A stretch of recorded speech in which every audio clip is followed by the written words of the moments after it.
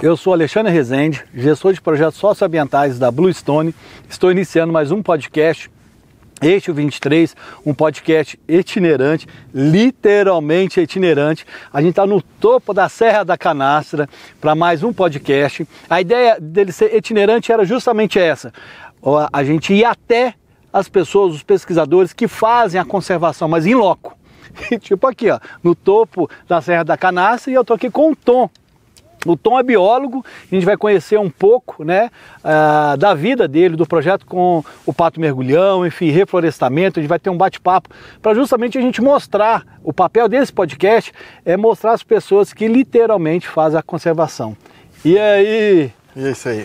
Quem diria a gente ia fazer um podcast no topo da Canastra, hein? Exatamente, o lugar que eu mais amo nesse planeta é a Serra da Canastra. Eu tenho uma paixão por aqui inexplicável, né?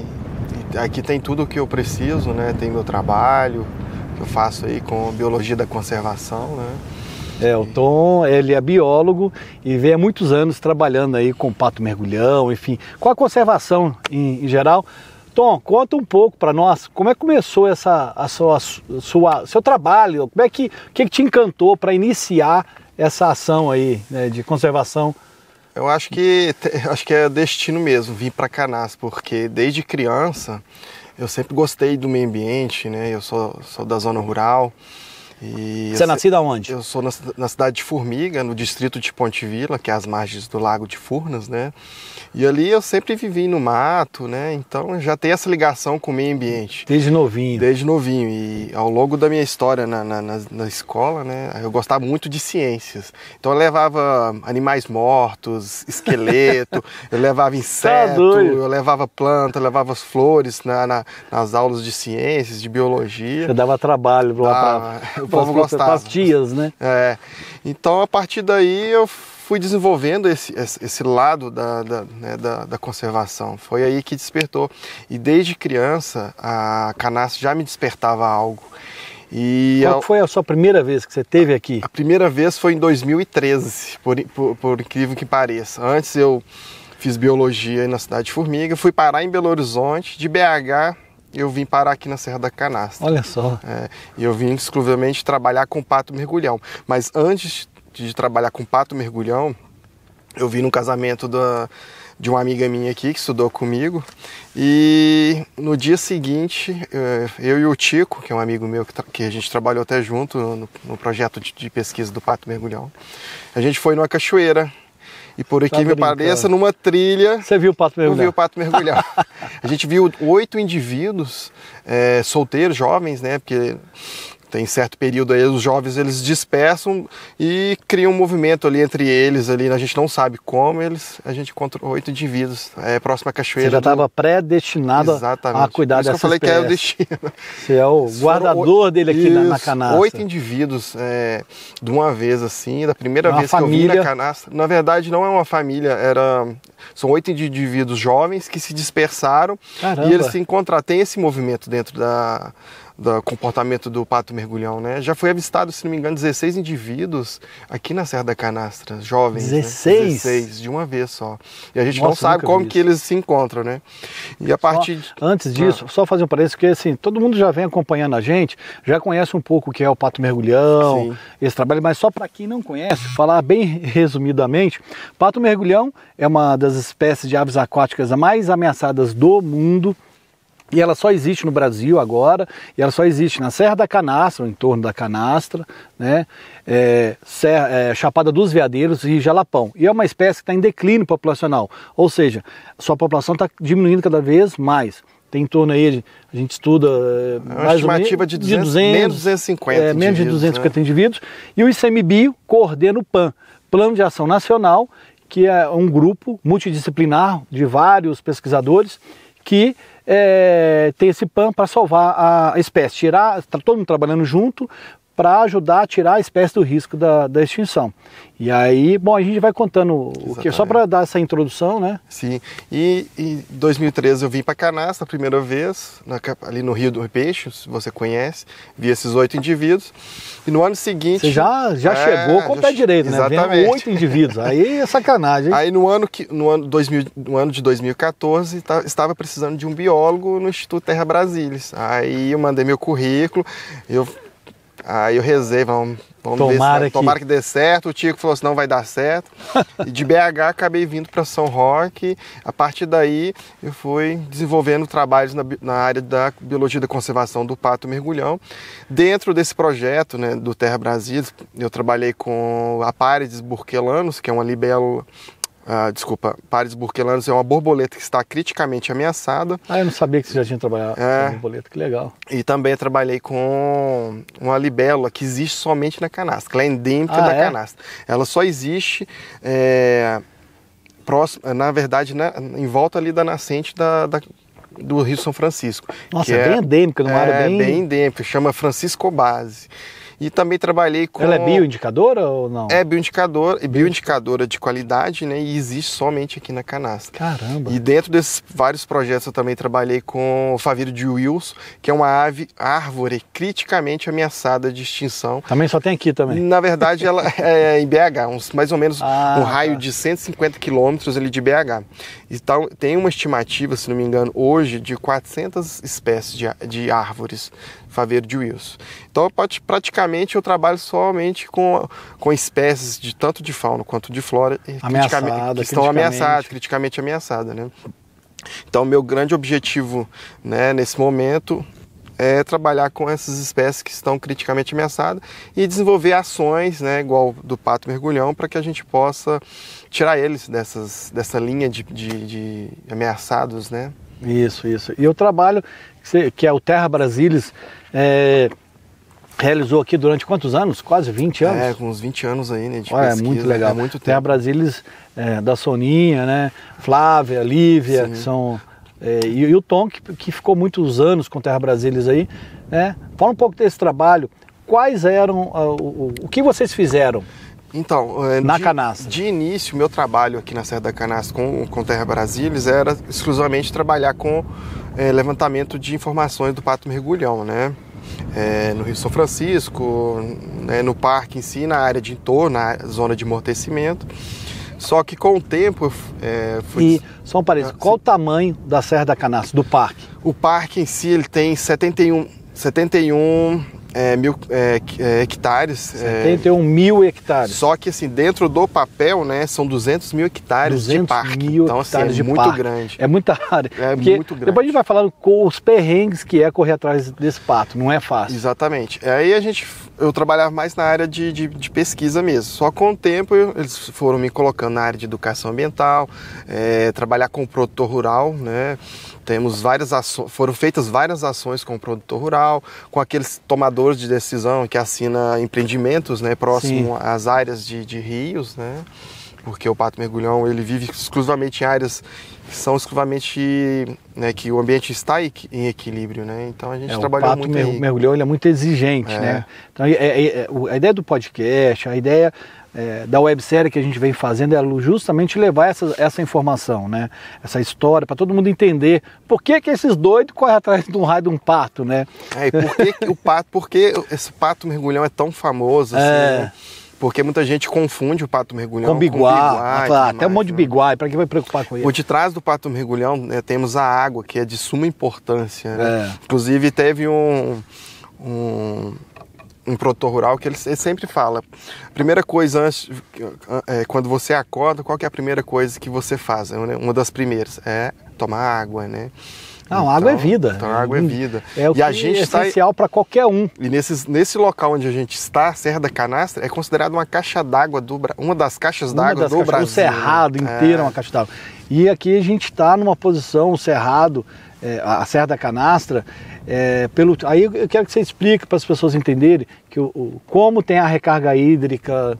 Deixa você falar. Então, a Serra da Canastra, a geologia dela proporciona, né, ajuda muito nessa captação de água, né? Seja em períodos secos, chuvosos, época de frio, então as rochas, a formação rochosa aqui, ela agrega muito nessa captação de água, né? Então, e as raízes, né, do cerrado, elas são mais profundas, isso, né, que ajuda a levar água para... Então, assim, a umidade do ambiente aqui ajuda muito, né? Principalmente à noite, né?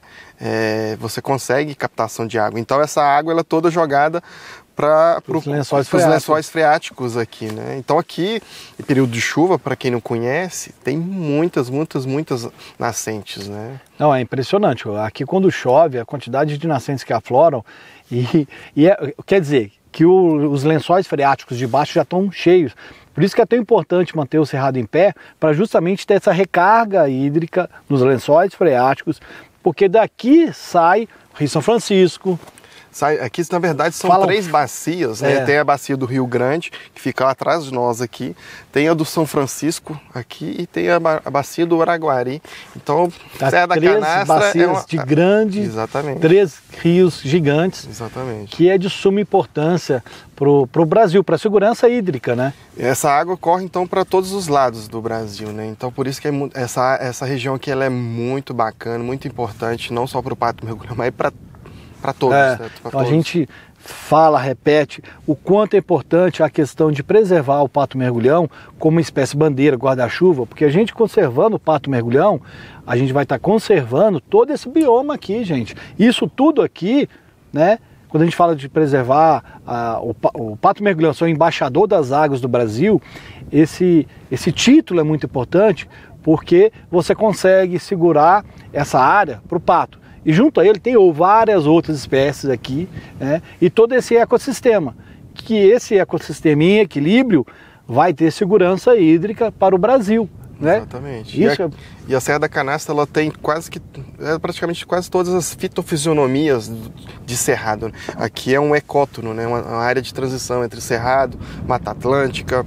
Temos mais ao leste, temos áreas cárticas, né? Que são áreas de calcário. Você também trabalha com caverna, Isso, né? Eu sou bioespeleólogo, né? Trabalho com... Explica o que o bioespeleólogo... O bioespeleólogo, ele trabalha em áreas cárticas. Ele faz levantamentos de faunístico, né? De cavernas, insetos, trabalha com morcegos... faz prospecções, né, para encontrar cavernas, porque é um E por que é importante você estudar a caverna em si? Isso é uma dúvida que eu tenho. A importância um ambiente muito sensível à degradação, né? Por exemplo, a nossa região aqui há milhões de anos atrás era mar, então a área cártica, na verdade, são vários animais ali que existiram há muito tempo atrás e ali se decomporam e se formaram então você estudou os fósseis que tem dentro das cavernas. Sim. Que legal. Então a bioespeleologia ela abrange, na verdade a biologia ela abrange mais de 80 áreas, né, em questões de trabalho. Então eu sou bioespeleólogo e trabalho com biologia da conservação aqui nessa região. Aqui. Pelas suas andanças aí, você já achou pinturas rupestres? Sim, aqui na própria canastra tem? Né? Tem canastra. Aqui tem registro de... dizem, né, os historiadores que aqui tinha a etnia Araxás e os Tupinambás, né, se não me engano, se eu não estiver enganado, né, e aqui dentro do parque mesmo tem sítios arqueológicos, tem cemitérios de índios, né.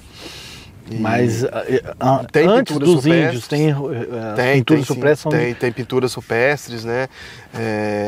Eu não me lembro que datas que elas são datadas, né? Mas são mais de 5 mil anos atrás. 5 mil anos? Legal. E para essas cavernas que você anda por aí e tal, qual região que você andava, que você estudava? A região na verdade, que eu estudo é a região de Pains, entre Pains, Formiga, Arcos, né? Ali é uma região, é considerada uma das áreas do mundo que tem maior número de cavernas no mundo. Ah, é? Exatamente. Nossa, não sabia. Então é uma área muito sensível, tem muita água. É um ambiente, por isso que a formação de cavernas é devido à chuva da água, né, dos rios. É como se fosse um queijo, que tem todos aqueles furinhos ali, é a mesma coisa, né? Ali já foi encontrado mamute. Caramba! É muita coisa. Mamute ali? Mamute ali. Que legal, preguiça cara. Gigante, então... Caramba, eu não sabia que ali tinha mamute. Já foi encontrado um crânio de um hominídeo, acho que mais de 5 mil anos atrás. Então, assim, tem muita história. Tem muita história, tem muita coisa, deve ter muita coisa ainda. E tá ali, ligada à canastra. Tá próximo aqui, se não me engano, 100 quilômetros aqui, 60 quilômetros. Perto. É muito perto. É praticamente do lado, né? Então a canastra tem muita coisa bacana de se estudar, de se observar. É por isso que eu gosto dessa região aqui. A canastra te picou, então? Sim. Eu tenho uma paixão por aqui, é inexplicável. Eu falo toda vez, né? Todas as expedições que a gente faz, a gente sai do Sudeste lá, eu moro em Piracicaba, sou mineiro, sou Judo Rei, enfim. Mas quando a gente vem para essas áreas mais preservadas, é impactante demais. A gente sai daqui comovido assim, no sentido de que cada um é responsável pelas suas ações, cada um pode fazer sim, não é jogar para o Estado, achar que quem tem que preservar está lá longe. Exatamente. Não, você na sua todos, casa, né? Cara, cada um tem que fazer a sua parte. Não adianta jogar para os outros, jogar para o Estado, ou jogar para... Cara, se a gente, cada um não fizer o pouco ali, o pouco que você pode fazer... O compromisso é de todos. A gente não tem plano B, não. Tem que... essa sigla meio ambiente, dentro da biologia, da educação ambiental, o significado é bem simples, que o meio ambiente ele é compromisso de todos, né? Não é só do governo, né? É de todos, até daqueles que moram na rua, é compromisso de todos. Cuidar do meio ambiente. Né?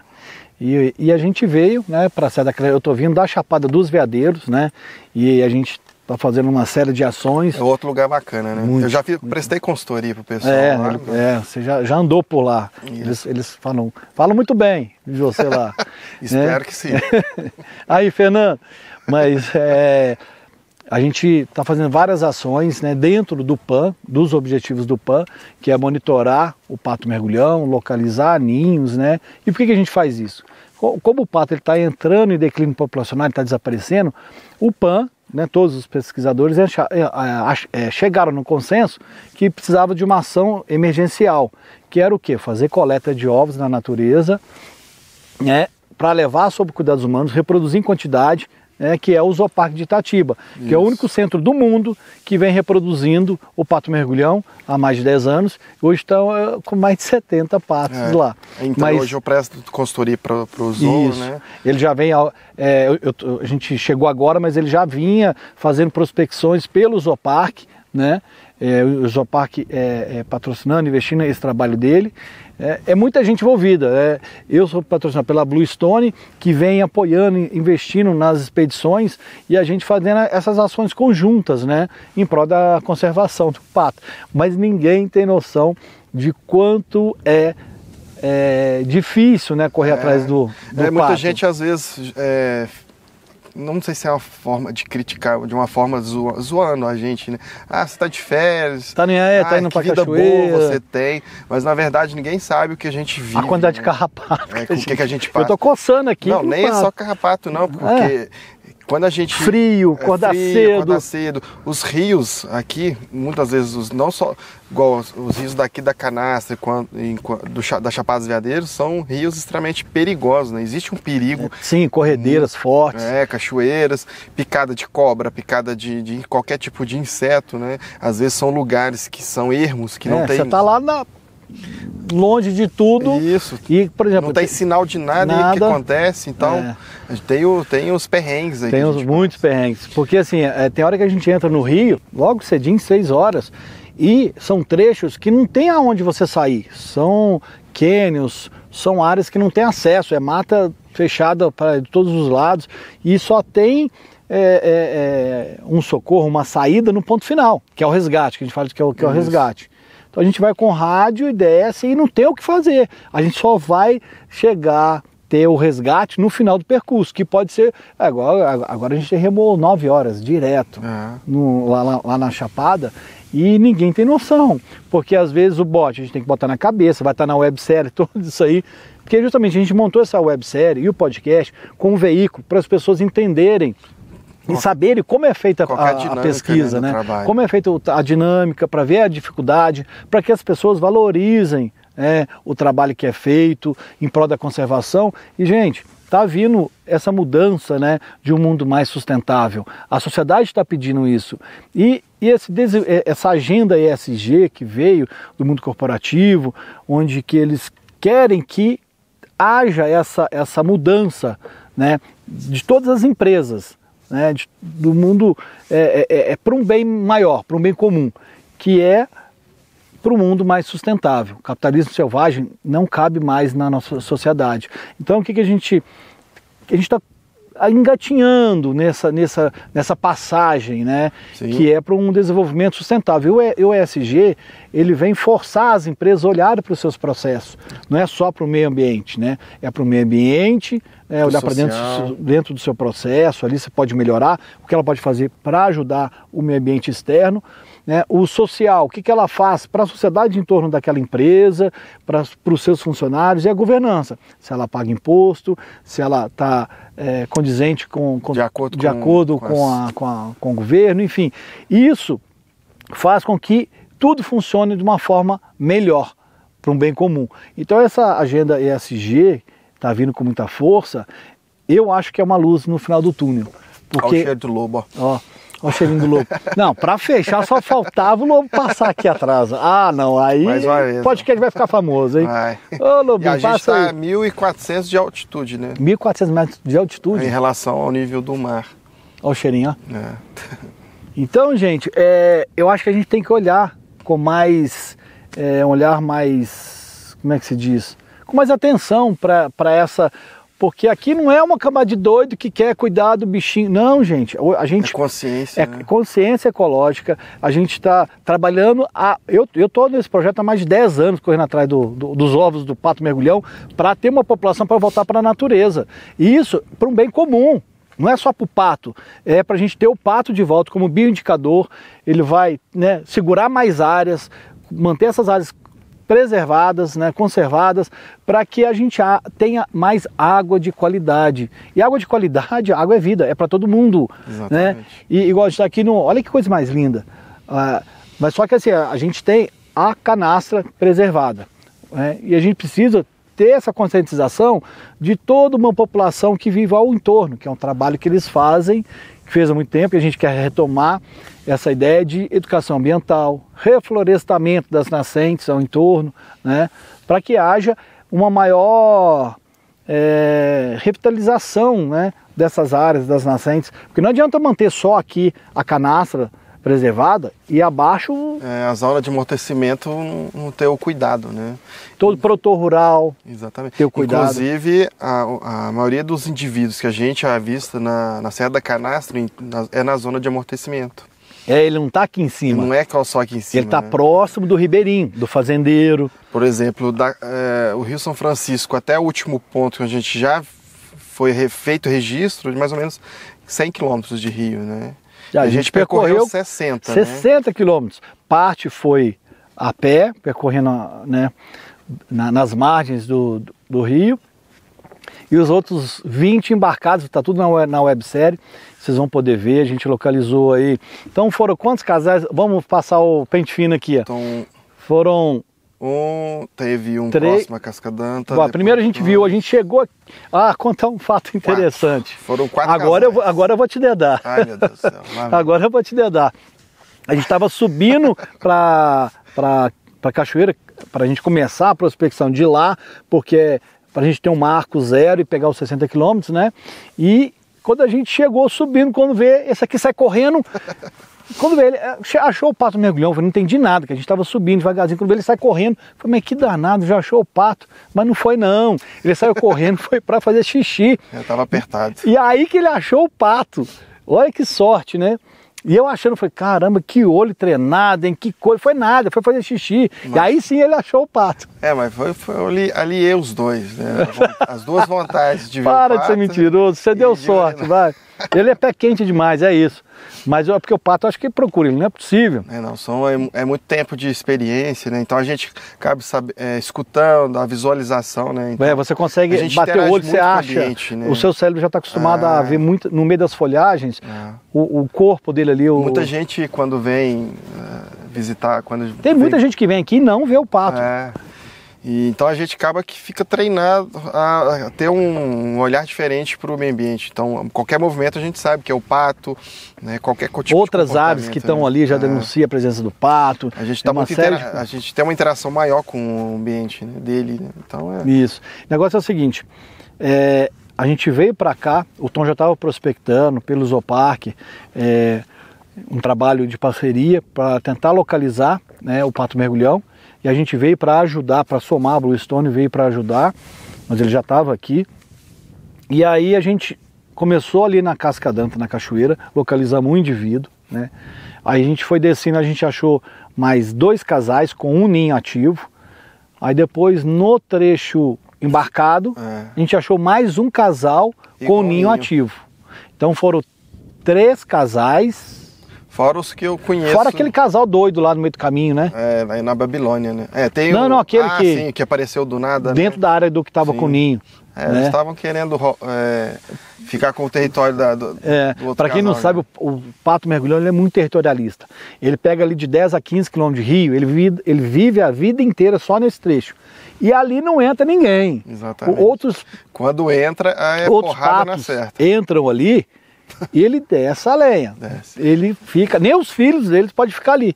Ele bate nos filhos para os filhos irem embora. Eu já vi casal expulsando outros indivíduos, assim, no alto mesmo, eles voando, e o dono daquele território bicando na cauda, bicando, o bicho vai e some. Então pensa bem, o pato ele gosta de água limpa, água corrente, água bem transparente, cristalina, para ele poder caçar o alevino.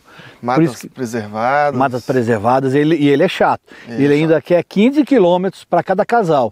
Lembrando também que o período reprodutivo dele é uma vez por ano também, né? Então, uma vez por ano. Isso já é um detalhe também que é muito importante de falar. Se ele perder o ninho, só o outro ano que ele vai reproduzir de novo. Se reproduzir, né? Que às vezes naquele local ele vai ter que procurar outro ninho, e a disponibilidade de ninho, de cavidades dele dentro daquele território às vezes é pouca, então por isso que o pato faz, né? Muitas vezes o pato ele usa a mesma cavidade muitos anos seguidos, a mesma cavidade. Então assim, são vários detalhes que eles vêm pesquisando aí, criando um banco de informação muito grande para a gente poder ajudar o pato mergulhão. Mas ninguém tem ideia. No começo foi fácil, já chama o pato rápido. Aí depois a gente achou um casal com ninho ativo, só que a gente ficou 2 dias lá e nada de conseguir ver a fêmea sair do ninho. E assim, a gente tem todo um protocolo que a gente fica camuflado, escondido, o pato não pode nos ver, a gente só pode mexer no ninho quando a fêmea sai do ninho para ela comer, e ela só sai 2 vezes por dia, né? Geralmente, né? Quando ela está nidificando, ela sai 2 vezes durante o dia, né, para se alimentar.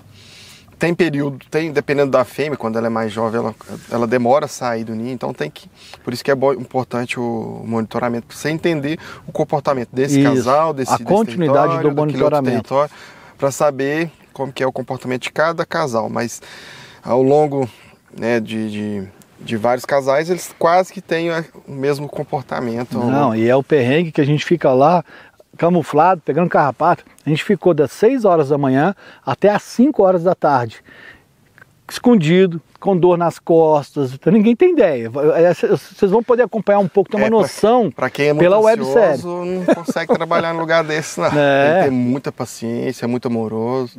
E aí a gente vai... Depois a gente foi descendo uma região maravilhosa do Rio São Francisco, que eu não conhecia. E o Tom foi o primeiro cara a descer esse trecho. Conta um pouco aí, foi quando que você desceu? Então, a Lívia, o sonho dela era descer aquele trecho lá, mas por outras prioridades eles deixaram aquele território de lado. E em 2020, em um projeto que eu estava prestando consultoria para o Terra Brasília e para o Boticário, se não me engano, eu não me lembro. Aí eu precisava, eles pediram novas áreas, né, dentro da canastra. E eu pensei, eu vou descer esse território, vamos ver o que vai dar. Aí desci e deu bom, né? Deu bom.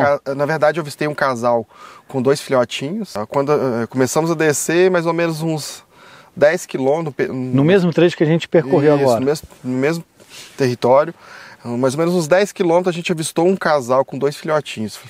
Poxa, uma família. Poxa, uma família, que bacana, fiquei muito feliz, nós ficamos felizes.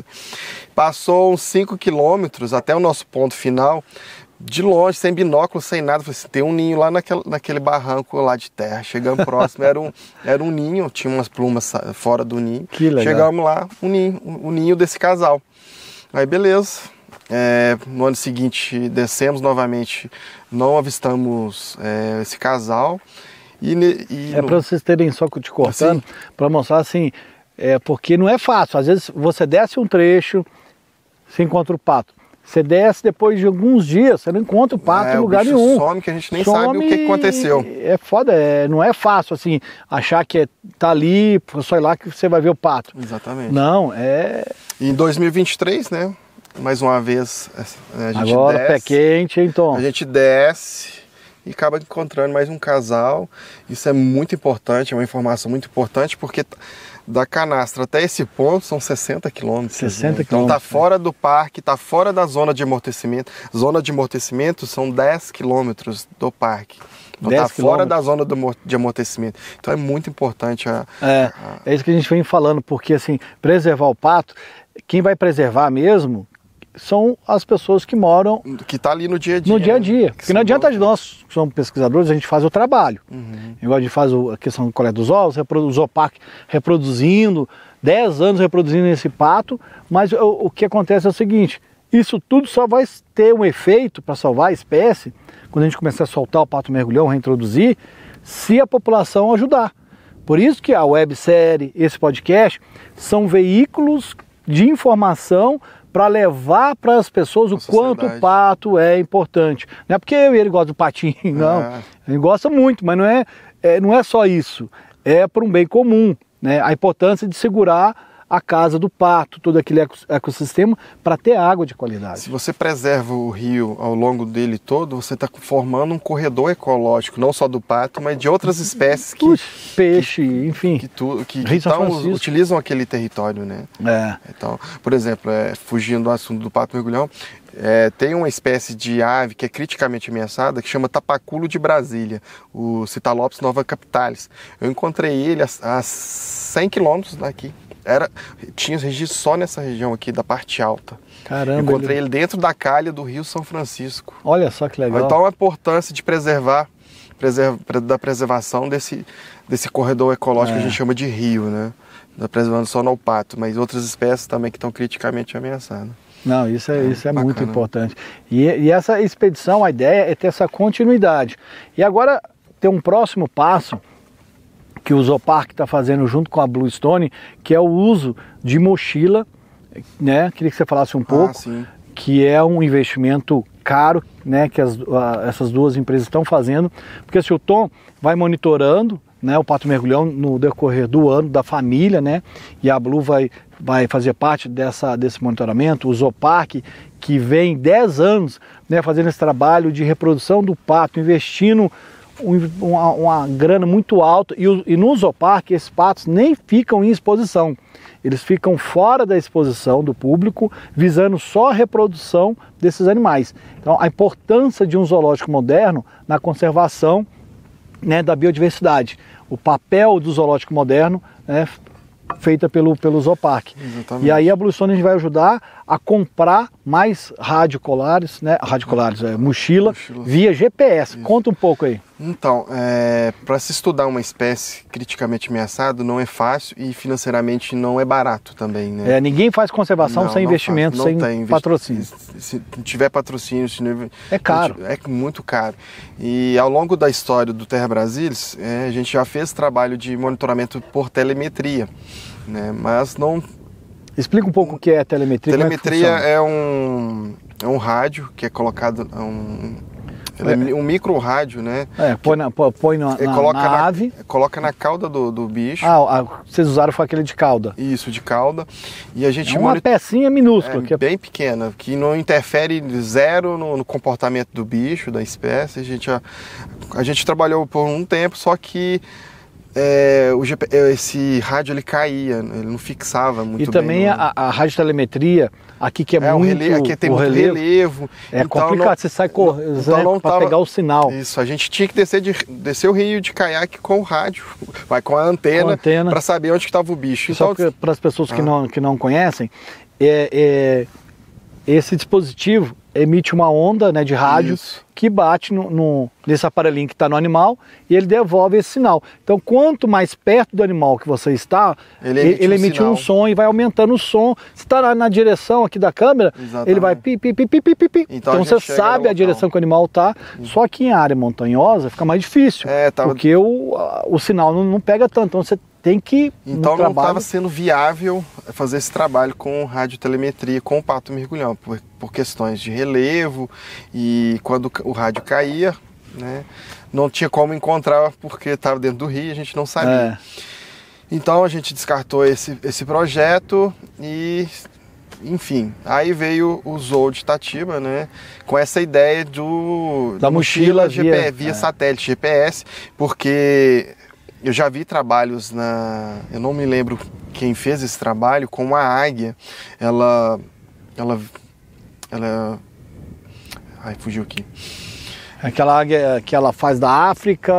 ela faz um círculo da África até a Europa, são 5.000 quilômetros. Caramba! Então, essa tecnologia de GPS, ela faz todo o movimento do bicho, do animal. E ela é remoto. Remoto, né? Você vê ao vivo, né? Você não precisa, como a telemetria, correr atrás do bicho para ver. Exatamente. Via satélite, já vai marcando os pontos onde o animal está andando. Então o Zoo de Itatiba ele conseguiu uma verba e a gente vai colocar em prática essa informação. Por quê? Dentro da pesquisa do pato mergulhão, era uma das nossas lacunas, né? Como que dispersa o jovem, né, ele dispersa depois de um tempo, né? Para onde ele vai, como que ele faz, qual que é o caminho que ele persegue. Porque é aquilo que eu tinha falado anteriormente, os pais batem nos filhotes para eles irem embora. Naquele percurso de rio só vive o pai e a mãe, 15 km de rio. Aí quando os filhotes atingem 8 meses mais ou menos, os pais batem nos filhos, vai cuidar da sua vida. Já teve casos de filhote ficar 1 ano com os pais. 1 ano, olha só. Aqui na parte alta da Cascadana. E aí? Aí então, para a gente saber onde os jovens vão, para onde eles vão, para formar novos casais, né, e tudo mais, seria interessante uma tecnologia como essa, né? Então a gente vai saber como que é a biologia, o comportamento dos jovens. Para onde eles vão?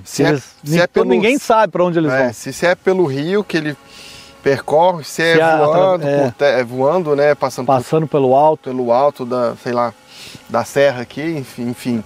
Porque o pato ele vive só no rio, que a gente sabe, ele vive só na calha do rio. Isso vai ser uma novidade caso ele passe a voar e vá procurar outras áreas, né? Então esse era uma lacuna que a gente tinha. Que aí a gente vai responder. Com a ajuda do Zooparque. A gente fez um trabalho de colocar anilhas coloridas nos bichos. Essa informação a gente tem, que eles dispersam, né? Os jovens dispersam.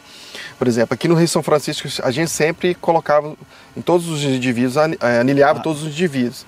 Quando a gente fazia prospecção em outra região, a gente encontrava os bichos anilhados ao par. Então você já sabe que aquele animal está andando em um trecho. Que é do Rio São Francisco, que foi para outra região se estabelecer, né? Formar um casal, se estabelecer naquele território. Essa informação a gente tem. A gente só não sabe como que ele chegou até lá. Então a gente vai saber através do GPS. Do GPS. E não vai ser fácil, porque tem que monitorar a família, né, durante todo esse tempo, para saber onde eles estão, para quando tiver 8 meses, um pouco antes dos pais colocarem os filhos para fora de casa, eles conseguirem capturar esses animais, seguindo todo um protocolo, com licença do governo federal, ICMBio, tal, captura esses animais, coloca a mochila e solta ele na mesma hora. Que não interfere no comportamento natural. Dele. Tem que ser deixar bem claro. Isso já é muito usado fora, testado, e também está sendo testado no Zooparque, nos patos de lá. Tá tudo super bem, o animal caça, mergulha do mesmo jeito, comportamento natural, preservado. Isso é um equipamento que já foi usado em espécies até menores que o pato mergulhão. E é colocado geralmente no macho. No macho, só no macho. Para entender porque Para quem não conhece, a fêmea, ela, quando em período reprodutivo, ela coloca o seu corpo todo no espelho d'água, o macho sobe em cima dela, ele segura o topete dela ali. É um amor selvagem. E é mais rápido do que o coelho, tá? É bem rápido. Vai durante vários dias. E com esse movimento do macho subir em cima da fêmea e segurar o penacho dela ali, a fêmea acaba ficando careca. É aí que a gente vê quem que é o macho e quem que é a fêmea. Quando não tem a ele assistiu muito 50 Tons de Cinza, né? Só pode. Vai saber, né? Esse pato é danado. Ele é danado. E aí, isso ajuda de longe, com binóculos, o macho é aquele, a fêmea é aquela, na época reprodutiva. Como é uma espécie monogâmica, que não apresenta dimorfismo sexual, né? Então, com um olhar bem técnico, às vezes você consegue identificar quem é macho e quem é fêmea. Mas assim, tem que estar bem treinado mesmo. Treinado. A vocalização do macho é mais um pouquinho mais estridente, então... Mas assim... são detalhes que só quem está a campo consegue perceber. E esse uso da mochila está previsto para agora, final do ano e dezembro. Então a gente vai ter esse trabalho. Lá na Chapada a gente também está com a equipe lá para justamente fazer esse mesmo trabalho, né? Tem o Instituto Pato Mergulhão da Chapada que está monitorando. Sai de lá agora, eles estão monitorando ninhos, colocaram câmera trap, depois essa aí a gente conseguiu colocar também.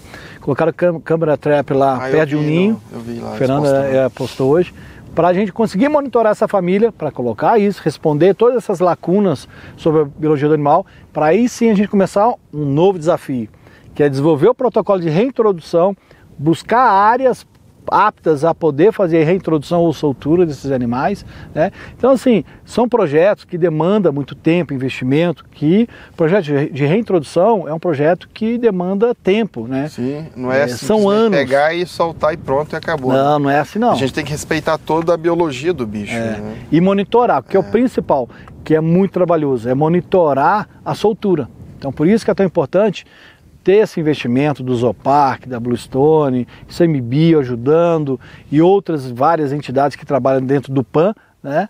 São várias. Então é muito importante dar essa continuidade do trabalho de monitoramento e que a gente tanto almeja, que é voltar com esses animais para a natureza. Já tem aí mais de 10 anos, né, com esses animais reproduzindo, já chegou num número razoável, só que a gente precisa de mais indivíduos nascendo para alimentar o projeto. E um adendo por que disso também, né? Como a população é pequena, né, a gente tem a questão da endogamia, né, cruzamento da genética. Então é uma coisa muito importante de se falar, né?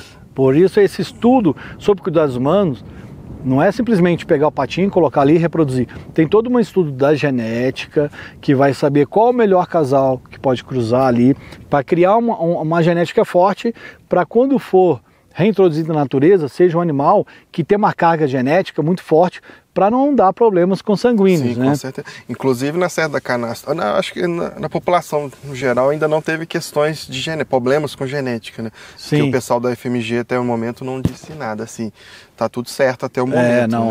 E a maior população está aqui, na Serra da Canastra, que mais ou menos quantos indivíduos? Aqui tem 60% da população, né? Em torno aí de 140, menos 140 indivíduos, né? E assim, é um trabalho muito importante que eles fizeram, Terra Brasília, de educação ambiental, voltado também para o ecoturismo, porque o ecoturismo ele é uma ferramenta muito importante para a conservação, desde que ele seja monitorado, né, como é aqui na Serra da Canastra, você tem o ICMBio que cuida daqui, você tem uma o produtor rural mesmo. Não fala assim, a entrada lá. Sim. Que monitora a entrada. É um ecoturismo controlado. Isso é muito importante para manter as áreas com qualidade, igual a gente está vendo aqui, né? E também com mas assim, antes do produtor rural, falando assim, a importância do ecoturismo, ele tem que existir, ele deve existir. As áreas do Brasil são maravilhosas. É importante essa interação homem-natureza, né? Sim. Se não existir, não até vai ver meio ambiente.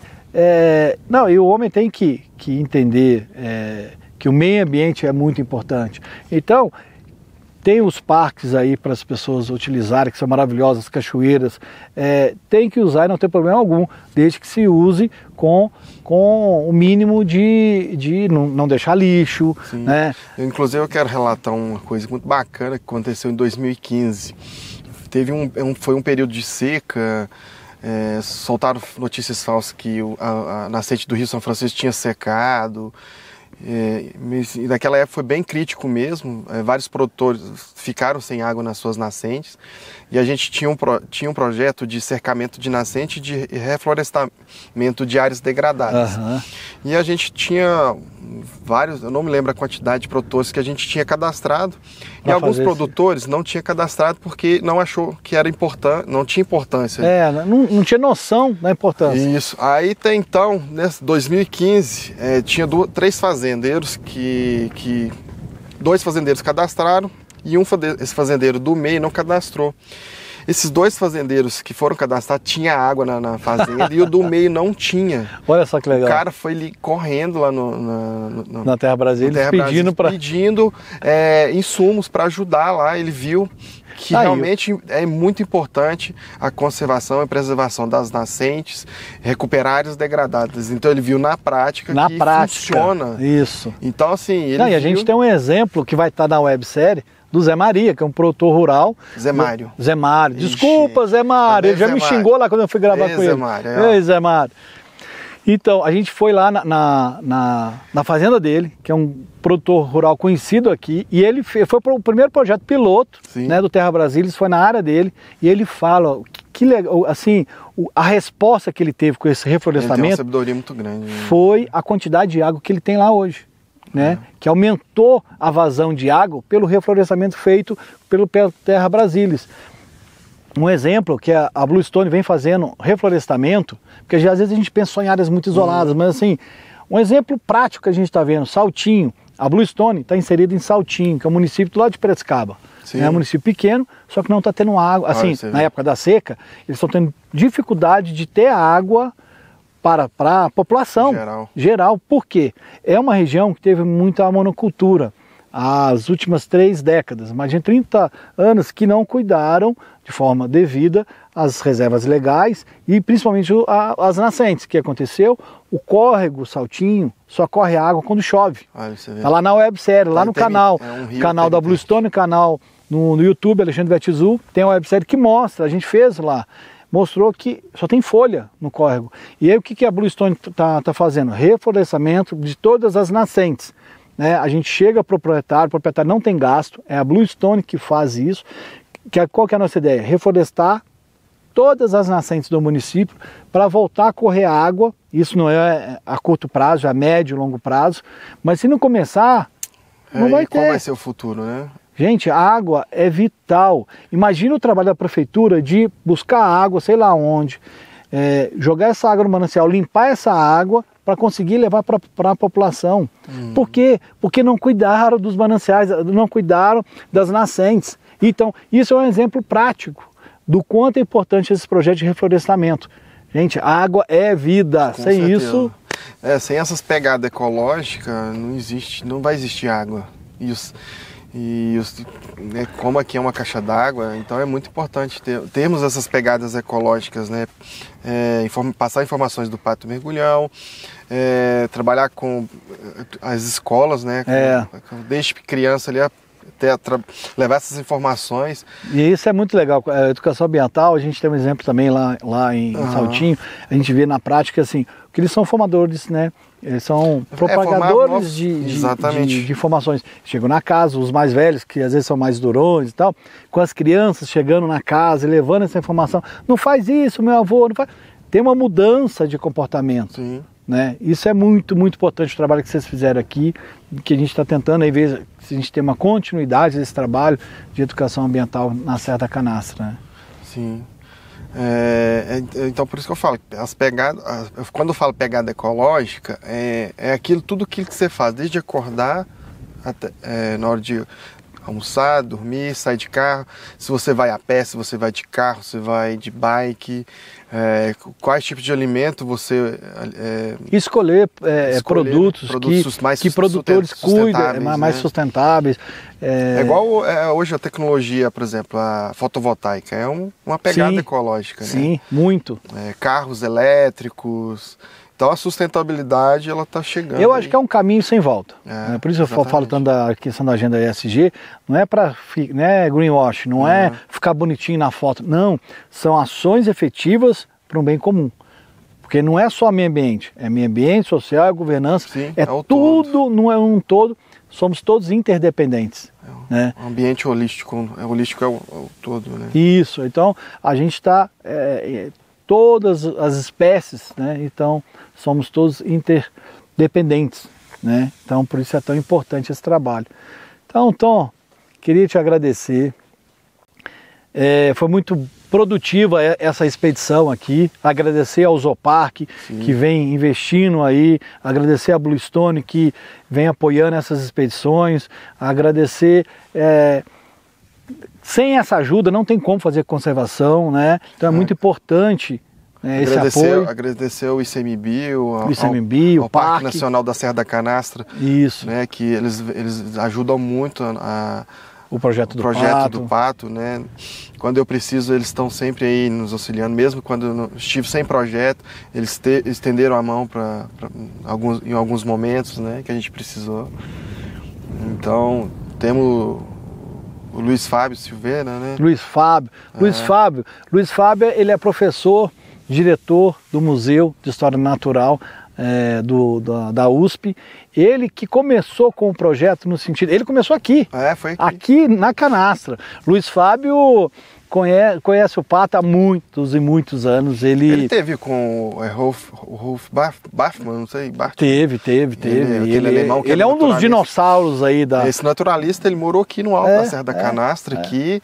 Ele foi um dos primeiros a avistar o pato mergulhão, se não me engano. E o Luiz Fábio, que conseguiu essa licença junto ao ICMBio, né, junto ao CISBio, para a gente poder dar início nessa população sobre cuidados humanos. Então foi fundamental esse apoio científico da USP, e ele vem apoiando a gente sistematicamente em vários outros projetos, não só do Pato. Então deixar meu abraço, minha admiração, porque o Luiz Fábio eu conheço ele há muitos anos, desde lá de Poste Caldas, no criadouro de seu Moacir Cavalho Dias, né, onde eu era veterinário, onde a gente fez vários projetos, Mutum de Alagoas, enfim, e a gente vem criando vários outros projetos pelo Brasil para fazer conservação.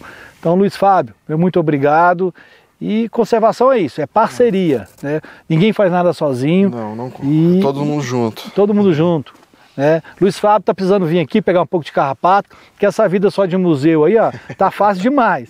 Você tem que vir aqui matar a saudade da canastra, pegar um pouquinho de carrapato, não? Nadar um pouquinho no Rio Nadar um pouquinho. Ver os patinhos, né? Só tá lá no museu, pode vir aqui pegar uns carrapatos aqui com a gente. Tom, muito obrigado. E obrigado por ter nos trazido aqui nesse ponto tão lindo, significativo aqui. E a ideia, voltando do podcast, é justamente essa, um podcast itinerante para falar com pessoas como o Tom, pessoas que fazem a diferença na conservação e dar voz a essas pessoas, né? Mostrar o quanto é trabalhoso, o quanto é gratificante também, porque tem muito amor. Se for só sofrimento, não tem muito amor envolvido, porque você não estaria nesses perrengues, vencendo essa luta na conservação, se não tivesse esse amor à profissão, amor à conservação. Na biologia a gente quando a gente se forma, né, em todas as áreas, a gente tem o termo ético, né? Então, na biologia eu estou pregando isso. Não, o Tom é um exemplo biologia, aqui. Respeitar, preservar, conservar, independente do que é. Aproveitar aqui, quero agradecer, né, você, Alexandre, a Bluestone, o Zoo por me proporcionar esse momento aqui. Quero primeiramente também agradecer a Terra Brasilis, que abriu as portas para mim. Sem ela, eu acho que eu não estaria aqui hoje. Sim, foi muito importante. Eu acho que eu estaria aqui como turista, não como biólogo, como... A Terra Brasilis foi muito importante aqui para o pato, aqui na canastra. Exatamente. Né? Agradecer ao ICMBio, que está sempre me convidando para estar auxiliando eles também. Agradecer à comunidade de São Roque, toda a canastra, na verdade, né? Porque onde a gente vai, eles Eu tô achando que ele vai ser candidato a vereador, viu? Onde a gente vai, a gente fala pato mergulhão, todo mundo abre. Não, o Tom é o homem do pato. Olha lá o homem do pato. Onde eu vou, qualquer padaria que a gente vai, fala, ó, pato mergulhão aí. Onde a gente vai, a gente tá de braços abertos, sabe? Todas as cidades aqui. E é importante a gente é bem chegada visto, que sabe? você tem. A gente é bem visto aqui. Já tô coçando aqui, né? carrapato. E é isso, agradecer toda a comunidade, não só a Canastra, mas o Brasil inteiro, para quem vem visitar a Canastra. Quando a gente fala do pato mergulhão, eles dão atenção, abraçam essa todo causa. Mundo quer conhecer, né? E tal. E vamos propagar, gente. A ideia do podcast é essa, propagar cada vez mais o trabalho de pesquisadores como o Tom, né? Como toda essa cadeia, né, que vem fazendo conservação da biodiversidade. Fora as amizades que eu tenho aqui, que hoje você viu no meu dia a dia aqui na Serra Canastra, que as pessoas é como se fosse da minha família, né? Sim, é impressionante. Onde a gente chega, o Tom é... E meu nome é Wellington. Se você falar quem é o Wellington, ninguém conhece. Não, se você falar o Tom do pato. O menino do pato. Menino do pato, então... aí todo mundo sabe. Todo mundo sabe quem sou eu. Bom, Tom, muito obrigado. E é isso aí, gente. Então a gente vai terminando por aqui, nesse cenário belíssimo, aqui no topo da Serra da Canastra. Até o próximo podcast, não sei em qual lugar do Brasil que a gente vai estar, mas sempre dando voz a esses projetos de conservação da biodiversidade. Meu muito obrigado e até a próxima. Vamos lá. Yoshi, põe a vinheta lá.